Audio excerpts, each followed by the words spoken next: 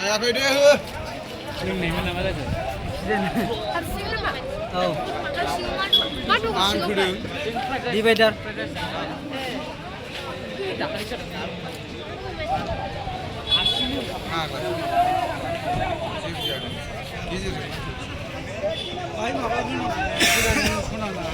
खनसे बानजायो आयु आथिङाव नांबा गैलामोन बियो नैबे आथिङाव नांबा गैलामोन बयावनिसो बेयावसो माबादों खोमा बेगारिया दहाय थिनदोंमोन आं नैबावसो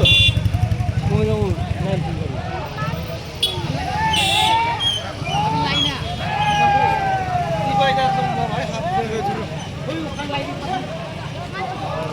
मानसि बिदासो